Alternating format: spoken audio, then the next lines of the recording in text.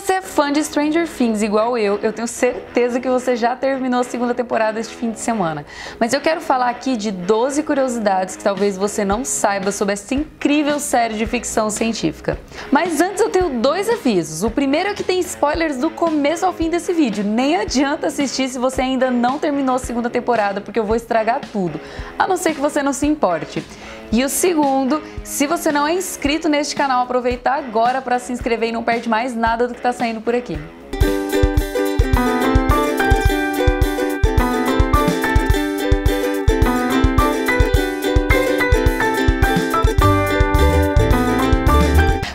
Curiosidade é que Bob era para ter sido um personagem muito menor. Vocês vão perceber isso melhor lá na curiosidade número 12. Acontece que o Sean Astin, o Sam do Senhor dos Anéis, ficou enchendo tanto o saco do Ross e Matt Duffer, os irmãos criadores da série, que ele queria um fim espetacular e queria pelo menos fazer algo heróico antes de morrer. Ele não se importava de durar um episódio ou 5 temporadas, desde que tivesse algo muito grandioso relacionado ao seu personagem. A história se passa nos anos 80 e não é por acaso. Naquela época não existiam celulares, os pais não se preocupavam tanto com onde os filhos estavam, eles saíram, foram brincar, estão fazendo alguma coisa na rua. Os irmãos Duffer evitaram assim de cair no grande clichê de terror do celular sem sinal, porque o único meio de comunicação entre aqueles amigos era o walkie-talkie, que por vezes estava mesmo fora de alcance ou simplesmente ficou em casa. Se essa história se passasse nos dias atuais, seria completamente diferente e possivelmente não tão interessante. Aqui vai uma curiosidade e um bônus. Primeiro que os irmãos Duffers queriam muito incluir um fliperama na série porque isso fez muito parte da infância deles. Segundo que a escolha dos jogos não foi por acaso. A Toca do Dragão era um dos jogos que os irmãos mais jogavam quando criança.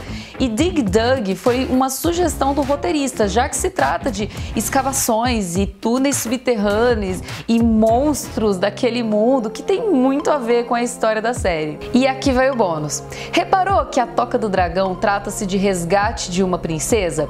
E você viu como o Lucas e o Dustin brigavam pela pontuação máxima daquele jogo? É a mesma situação em que eles disputaram a Max. Talvez essa seja meio óbvia, já que a escolha da referência de caça-fantasmas tem a ver com uma analogia clara com a história em si e também foi o fato de o filme ter sido lançado em 1984, o ano em que se passa a segunda temporada da série. Mas aqui tem uma coisa muito interessante. Lembra daquela cena em que o Mike e o Lucas discutem porque nenhum dos dois queria ser o Winston dos personagens do Caça-Fantasmas? Então, lembra que lá na frente Lucas fala pra Max, vai ser o dia do julgamento? Essa fala tá ligada ao que dizem os irmãos Duffer ser a melhor cena de Os Caça-Fantasma, quando o Winston fala sobre o dia do julgamento. As músicas também não foram escolhidas por acaso. Matt e Ross estudaram minuciosamente todas as músicas que entraram na trilha sonora da série, e algumas até escolheram com a ajuda de alguns atores. Aí a gente tem aquela música do baile final, Every Breath You Take, do The Police.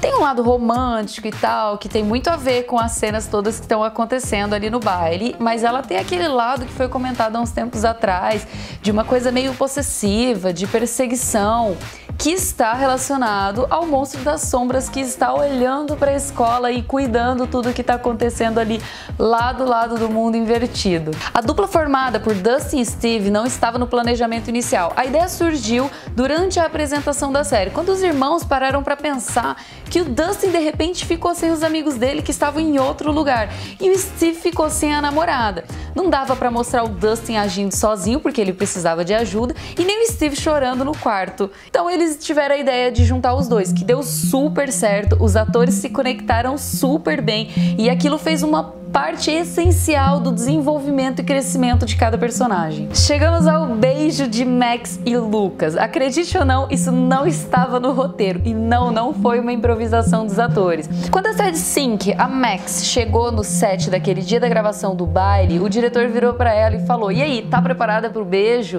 Ela falou: "Como assim? Isso não tá no roteiro." E aí os atores entraram na pilha e começaram a sacanear ela, falando do beijo, do beijo. Aquilo se tornou tão forte pra ela que o diretor se sentiu meio que na obrigação de incluir a cena na gravação daquele dia e nós tivemos o beijo do Lucas e da Max. repararam que tem uma cena nos trilhos em cada temporada da série? Se você assistiu aquele clássico de crianças dos anos 80, Conte Comigo, você viu clara referência. Segundo Gaten, que é quem interpreta Dustin, ele acha que a cena dos trilhos desta temporada foi muito mais forte e muito mais importante do que a primeira. A primeira é uma passagem, eles estão querendo se livrar daquilo logo, chegar ao seu destino final. Já nesta temporada, teve uma importância muito grande, tanto para o Dustin quanto para o Steve, para todo o desenvolvimento deles, como eu falei na curiosidade anterior. Talvez você tenha visto algum dos making-offs, mas boa parte das 2 temporadas de Stranger Things foi feita no set. Eles dispensaram o máximo de efeito especial possível. Só que eles perceberam que algumas coisas davam mais trabalho fazendo no set do que fazendo em 3D. Talvez você tenha visto cenas que o Demogorgon da primeira temporada era um cara vestido realmente do monstro. Nessa temporada já foi tudo feito em 3D. Em compensação, a cena da briga da Eleven com o Hopper foi toda feita na hora. As janelas estouraram realmente, é por isso que o Hopper está de costas para as janelas e de frente para a porta do quarto da Eleven. Os armários caíram, as estantes, as portas bateram, tudo foi feito no set para que a intensidade fosse real naquela cena. Na primeira temporada, a gente teve todo aquele pessoal do laboratório como os vilões humanos da série. Para essa temporada, os irmãos Duffer inseriram o Billy como o vilão humano da série.